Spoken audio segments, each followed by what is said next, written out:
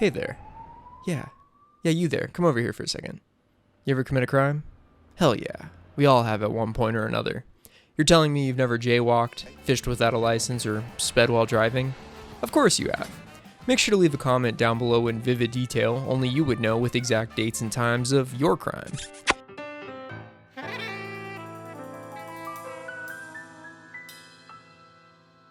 In case the title and the intro didn't clue you into the subject of the video, we're going to be talking about crime. What is crime, or I suppose, a crime? How do we define what's legal? Who are criminals, statistics, and finally the future of crime and crime prevention? To kick it off, let's start with origins. Crime has a lengthy history, and though words at the time may have not been all that common, even a society of early Homo sapiens and quite possibly Neanderthals had the societal faux pas that were best avoided, like killing members of one's tribe unjustly and taking non-communal resources from another without permission. I could use a lot of the time for this video describing how laws were officially established in ye olde days, like the founding of the Hammurabi Code, an edict issued by a Babylonian king over vassal cities, or how Southeast Asia had the Arthashastra, a little piece about Indian statescraft and other viable information pertaining to law. But the whole analysis would take time, and a lot of it. Time that I feel could be better used portraying more relevant and pressing examples to give a better glimpse into crime and legality as concepts.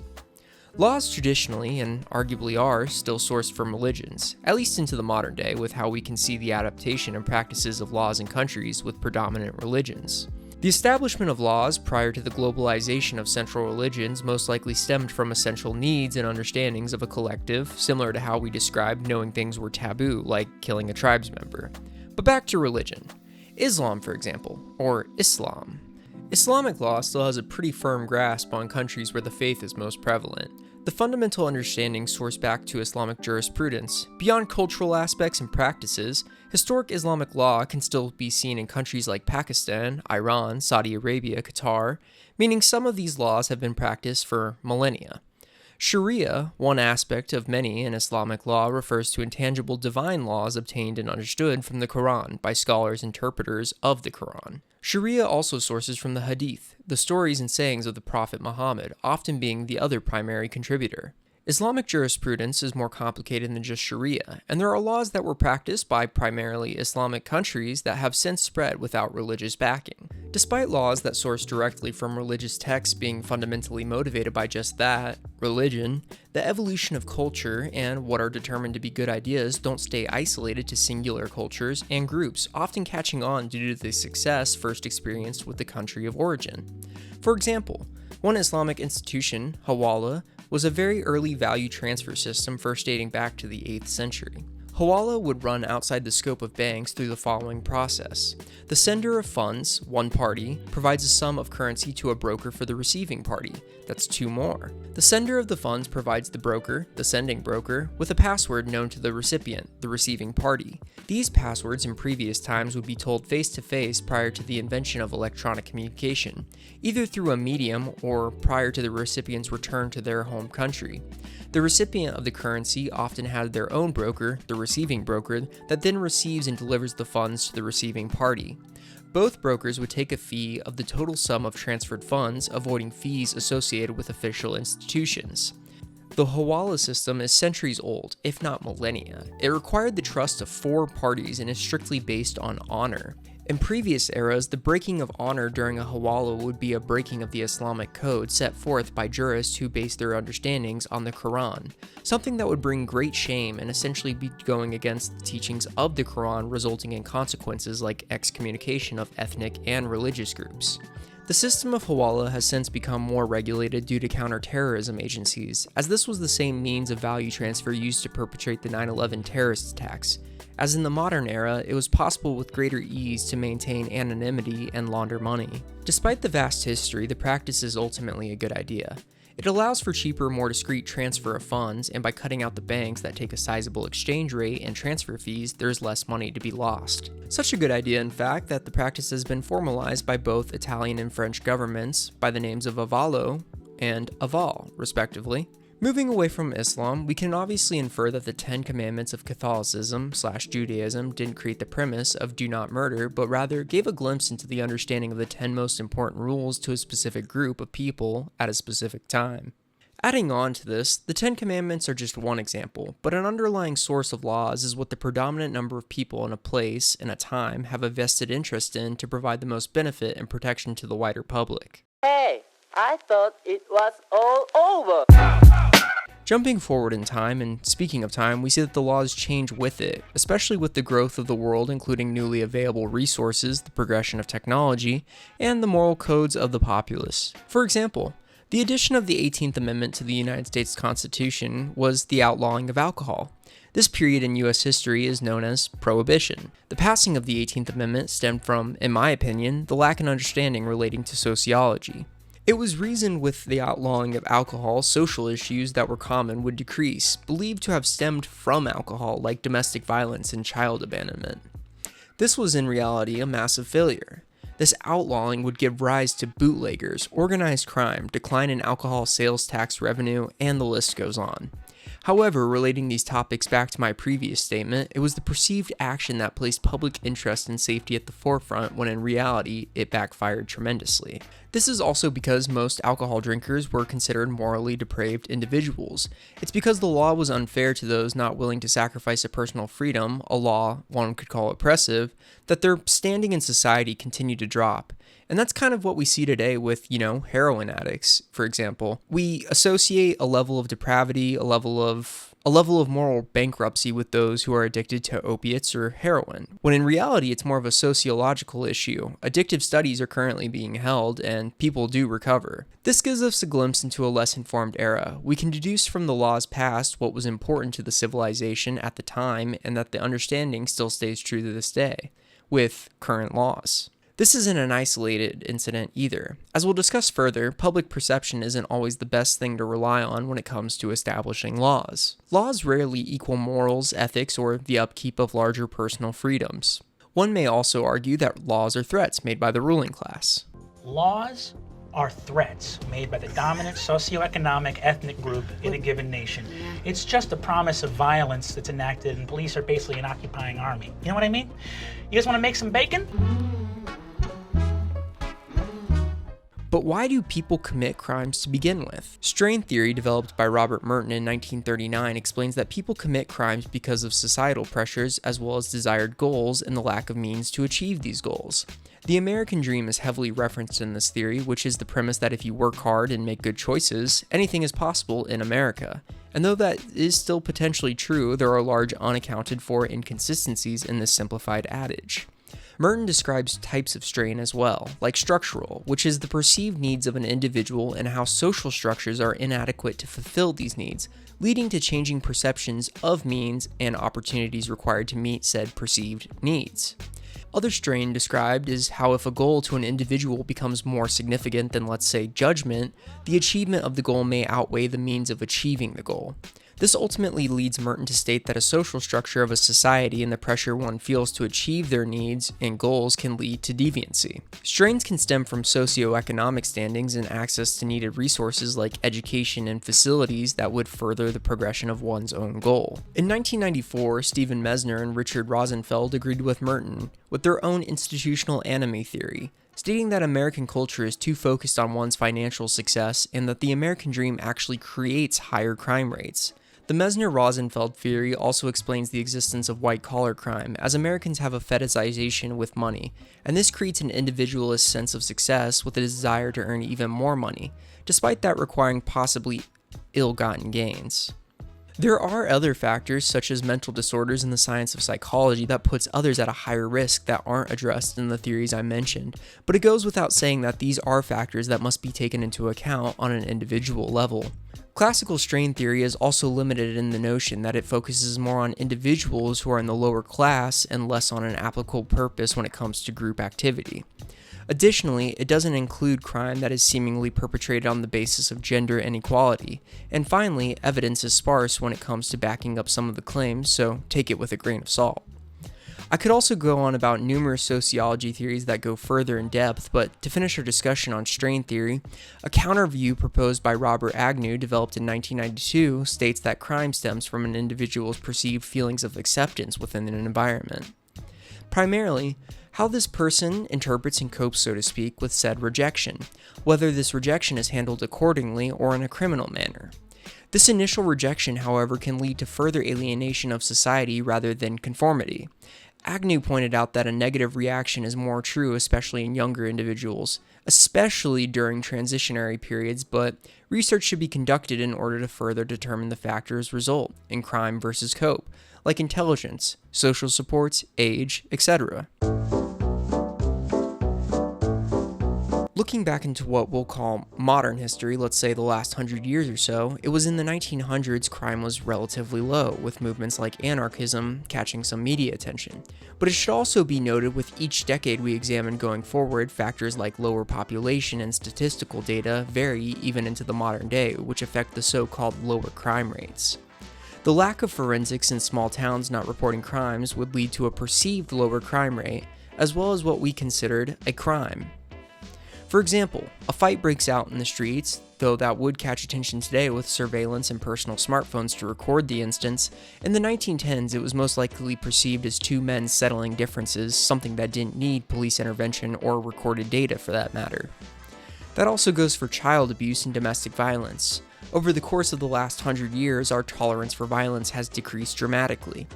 In the times we'll be talking about, domestic violence and child abuse, similar to a public display of assault, were seen as issues being handled within the confines of the home and didn't need police intervention. With the 1910s, specifically 1913, the American Medical Association created a campaign to ban a large amount of drugs we still see illegal today, like cannabis and narcotics. More laws made more laws to break, which would lead to the trend we'll see going forward.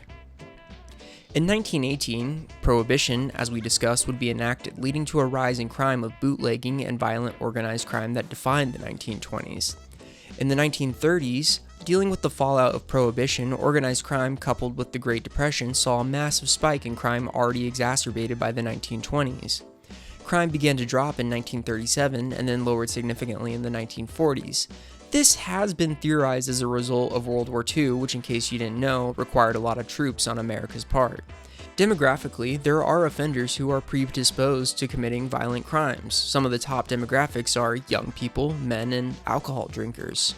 Of course, there are other factors discussed in strain theory like mental illness, antisocial behaviors, family dynamics, peer groups, the list goes on. The 1940s saw a significant decrease in the population of working-class young males with a national drinking age that wouldn't be established for another 40 years. This resulted in a dramatic decrease in crime for the 1950s that wouldn't be seen again until nearly modern day. The 1950s marked a turning point for the U.S. From this point forward, the decades up until the 90s would be marked with a rise in crime decade after decade, due to a turbulent political landscape and the rise of the civil rights movement. With the civil rights movements, actions that were largely in the name of equality and social freedom would be deemed as crimes by the U.S. government. The 1960s would see riots, rise in militia groups, and rebellions stemming from the civil rights movements. But also, the generation of baby boomers would be coming into young adulthood, who, as we know, are at a higher inclination to commit violent crimes. Traditionally, agrarian families would urbanize, moving to larger cities, raising population density, and so on. Tolerance to violence was still high, and the availability to TV only worsened the situation. The 1970s would continue the trend with a crime wave sweeping the nation, especially in these newly densified cities. Depictions of violence were prevalent in media, raising exposure, and with limited known effects of media, the lack of the MPAA rating, children's exposure rate was only growing. This is where we would see the rollouts of mass incarcerations, the framework of the American prison system we see today. From these incarcerations, the rate of convicted felons would raise nearly 40% in only 6 years during this decade. This is also where we see the emergence of serial killings and killers for that matter, with suspected cause being the higher urbanization rates of cities. The 1980s were similar to the 1970s, but add crack, AIDS, and the serial killers are all warmed up into the mix. Let me preface by saying that AIDS did not lead to crime, but it was more of hate-based crimes, like against, gay people. The 1990s would be the final bang to America's nearly 50 year of uninterrupted rise in crime, reaching an all-time high in 1991. In the early 90s, we finally began to see the crime decrease, with several factors possibly attributing to the unrelenting streak finally coming to an end. Our top contenders are increased policing of urban areas, the removal of lead from gasoline and paint, the legalization of abortion, and crack was on the decline. Life was looking good. This is the era of time that most scholars call a crime drop or the crime drop. But speaking further on the legalization of abortion, we see a similar trend with marijuana, but refining the discussion even further, abortion is now on the chopping block once again, with 12 states outlawing the practice with the overruling of Roe v. Wade. By legalizing acts or substances that have traditionally been illegal, we can expect crime rates to drop and not rise. Marijuana, a separate issue altogether, is something to think about, but we take an assumption that abortions, especially legal ones, won't lead to further crimes. Back to marijuana. Sure, someone under the influence of weed could commit a crime, and it could be because of the influence they committed the crime, but we can never say for sure. By legalizing the action of said traditionally illegal exhibit, in this case marijuana and/or abortions, we take a buffer to the root of the problem out of the equation to solve the deeper issues that lead to teen, unwanted, and unsustainable pregnancies. The same goes for marijuana. By removing the buffer of the act or outlawing of the substance, we can actually determine the root cause of any crime committed under the influence, such as violent crimes or social issues, rather than shoveling it off on "he was high." From this point on, crime has decreased. I would say more time needs to pass from the year 2000 to really understand why crime is decreasing so steadily, but there are a few assumptions being made off the cuff, as with every other decade we've explored so far. Tougher gun control laws taking effect, an aging population as there's not as many young people as there was in previous generations, less crack now than before, advancement in technology along with government oversight in the new era of surveillance. The tolerance to violence is at an all-time low, children aren't being exposed to violent media as frequently, there are more resources for readily available activities that create inclusion, lowering deviancy, incarceration rates and harsher punishments dissuade more premeditated crimes, mental health resources are more available, the list goes on, and one of them I feel like just throwing in here right now is car culture. People are driving a lot more than they used to, and so you're not going to be a victim of crime on the street like you could have been in decades past. We're arguably becoming a better society, ideally. In reality, there are some other factors at play. The Marshall Project keeps track of crime rates in America. Police departments, roughly 18,000 of which there are, report to the FBI and they compile all their findings. That's all fine and dandy, except the Marshall Project reported that nearly 1/3 of all police departments haven't been providing data. This is arguably, and allegedly, done in order to raise the value of a city or college in order to promote further growth in population. Theft being the number one reported property crime and assault being the number one violent crime. But hey, at least you won't lose your life. Despite the crime rates being down, even as I write this, the perception of most Americans is that the crime rate has gone up. This could potentially be sourced back to the revolution of social media. You see more conflict, if not outright crimes, doom scrolling the socials. Crimes that could be happening on the other side of the country that, as someone living on the opposite end, you would never be privy to unless it made national headlines. But now with social media, you can see it all. I theorize from my own research that we're now hyper-aware or hold this perception that crime is up, so we're putting ourselves in less of a position to be made victims. This raises the question though, what are we actively going to be doing as a society, and what developments can we expect in the future that can continue this trend? Well, for starters, let's talk technology. Technology has certainly helped deter crime in recent years, that's a given, and this isn't an exclusively modern trend. The power of science has opened up an avenue of forensics that would revolutionize how we as a society solve crimes. Fingerprints were first discovered or really made notice of in Italy, 1686, and excuse my mambo Italiano, by Marsilio Malpighi, professor of anatomy at the University of Bologna. Malpighi noted that fingerprints left distinctive marks on surfaces in the form of spirals and ridges. In 1788, German anatomist Johann Christoph Andreas Mayer discerned that fingerprints were distinctly unique to individuals. There's even documentation that ancient Egyptians of 3000 BC were some of the first examples of when it came to autopsies. And there's obviously been other developments in the last 5,000 years besides just fingerprints. Forensic ballistics, toxicology, matching physical evidence like clothing fiber. There's also been other techniques that have evolved that assist in fighting crime, like the progression made in psychology for suspect profiling, interrogation methods, and a central database. From my heart and from my hand, why don't people understand my intention? Weird science. Hey there, it's me. I don't know if you know what I look like, but this is what I look like. So quick discretionary note, the next section isn't focusing on the discovery of DNA, just DNA fingerprinting. Jeffries was a great guy, but he did not discover DNA. I figured I'd throw that out there. And if you've made it this far, why don't you go ahead and subscribe and like this video for internet clout for me. I'll share it if I get enough, but for me. Okay, back to the video. Most notably, however, was the discovery of DNA, in my opinion. Like fingerprints, DNA is pretty concrete when it comes to identifying unique individuals. Increase the rate in which case files could be solved. More files solved, less crimes likely to go unsolved. This notion heavily dissuades a lot of people from committing crimes, seeing that on the surface level that it may be easier to fight battles legally than take nefarious routes, especially if the crime is premeditated.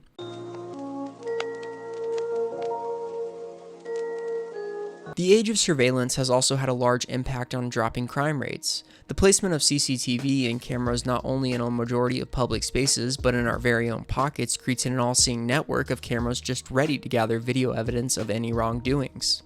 Not only cameras, but the World Wide Web, in which nearly everyone uses on a daily basis, provides a global platform to essentially create cyber manhunts.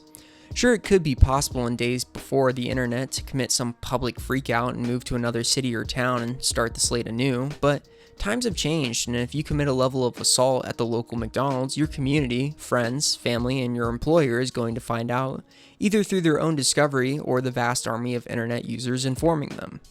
And this is just technology. There is a string of other factors that are working for us to become less criminal in the years past.